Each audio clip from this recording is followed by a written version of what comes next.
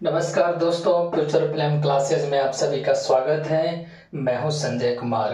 दोस्तों, halo alkane और hello arene के नए वीडियो में आज हम पढ़ने वाले हैं हेलो एरीन का निर्माण या इसी को कहते हैं एरिल हैलाइड का निर्माण कैसे होता है।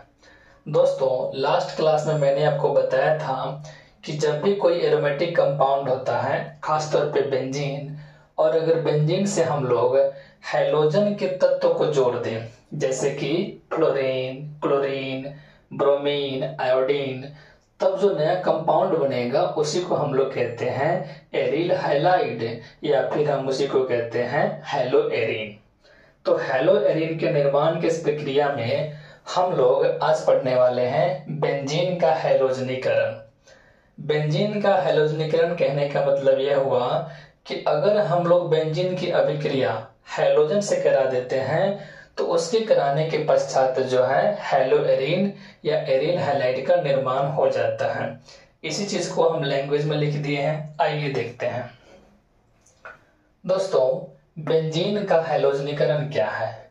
तो जब बेंजीन की अभिक्रिया हैलोजन से लुईस अम्ल से कराई जाती है तो हेलो एरीन या एरिल हैलाइड का निर्माण होता है।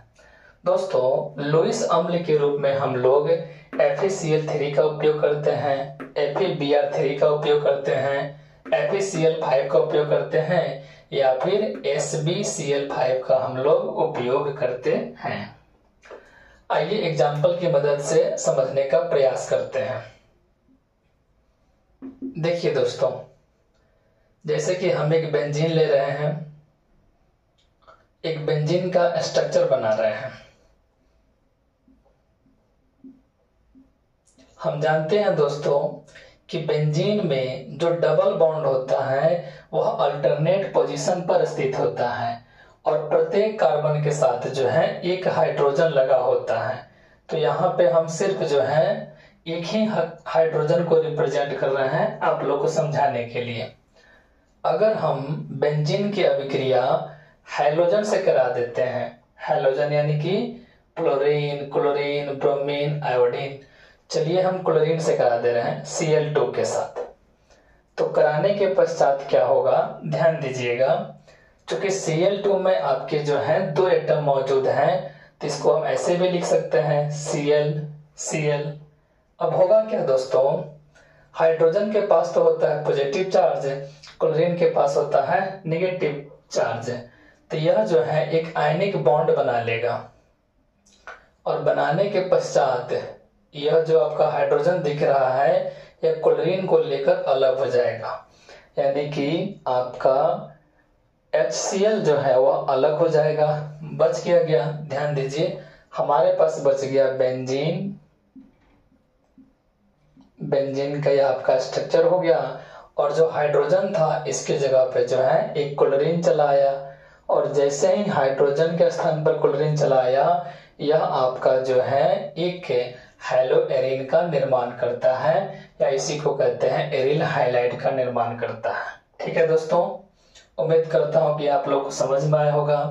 अच्छा, इसकी अभिक्रिया हम क्लोरीन के अलावा ब्रोमीन से भी करा सकते हैं, आयोडीन से भी करा सकते हैं।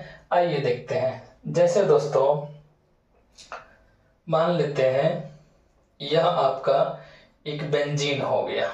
समझिएगा दोस्तों ध्यान से, हम डबल बॉन्ड जो है अल्टरनेट पोजीशन पर ले रहे हैं और एक जो है हम हाइड्रोजन रिप्रेजेंट कर रहे हैं। हालांकि बेंजीन में प्रत्येक कार्बन पर जो है एक हाइड्रोजन उपस्थित होता है। इसकी अभिक्रिया दोस्तों हम ब्रोमीन से करा रहे हैं।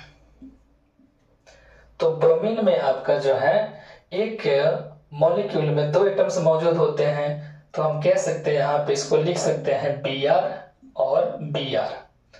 अब दोस्तों हाइड्रोजन पर होता है प्लस चार्ज, ब्रोमीन पर होता है नेगेटिव चार्ज, तो यह दोनों मिलके जो है एक आयनिक कंपाउंड का निर्माण करेंगे और ये अलग हो जाएंगे। तो अलग होने के पश्चात हमारे पास क्या बचेगा, क्योंकि हाइड्रोजन ब्रोमाइड तो अलग हो गया, HBr तो अलग हो गया, बचा क्या, बचा हमारे पास बेंजीन और बेंजीन में कार्बन का जो बंध होता है वह अल्टरनेट पोजीशन पर डबल बॉन्ड से जुड़ा रहता है। अब जैसे ही हाइड्रोजन चला गया, इसके जगह पे जो है एक ब्रोमीन चला आएगा, इसी को हम कहेंगे ब्रोमोबेंजीन। क्या कहेंगे दोस्तों? ब्रोमोबेंजीन। और यह ब्रोमोबेंजीन क्या है? तो एक हेलोएरीन है या एरिल हैलाइड है। यहाँ पे दोस्तों अगर बेंजीन के साथ जुड़ गया क्लोरीन तो इसे कहते हैं क्लोरोबेंजीन।